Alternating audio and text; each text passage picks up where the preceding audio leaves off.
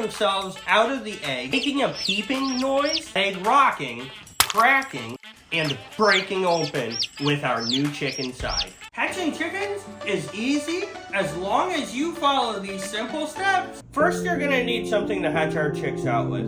And the most affordable option is a still air incubator. A still air incubator is a foam box with an adjustable heater in it and some ventilation holes and trays for the water. Second, we're gonna need some tools to help us hatch our chicks out with. We're gonna need a thermometer and a hygrometer. Our incubator needs to be around 100.5 degrees throughout the whole process. Some incubators are already programmed with one inside it. We need to start it 8 hours before we're actually gonna hatch eggs. The hydrometer is going to keep track of our humidity content. For the first 18 days, we need it to be about 50%. So 50, 55%, that's going to be fine. And then the final 3 days, we need it to be around 65%. So 65, 70%. The easiest way to keep track of your eggs that you can do is mark them. I like to circle the narrow or pointed end of the egg. Put a date on the egg that I'm going to put in the incubator, and then I'm going to put in a breed abbreviation so that I know which breed it comes from. When we mark our eggs,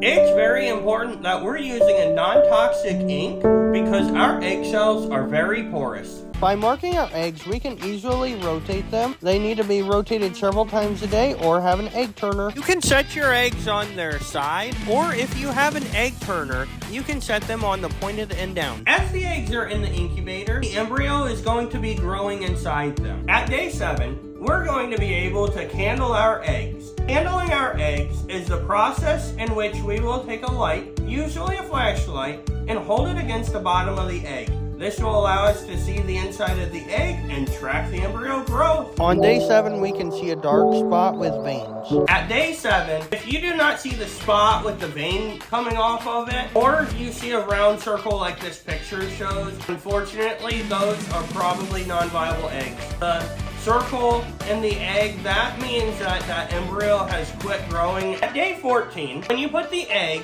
on the candler, at this point, nearly all of the egg will be dark on the inside for fertile eggs. When you tilt them, you will see the veins on the inside of it. That is feeding and nourishing our chicks.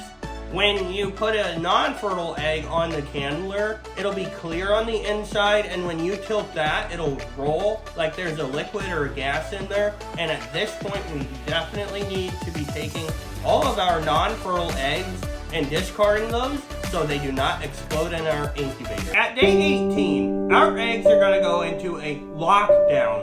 This means that we are not going to open our incubator after this point until after our chickens are hatched. On average, chickens take about 21 days to hatch.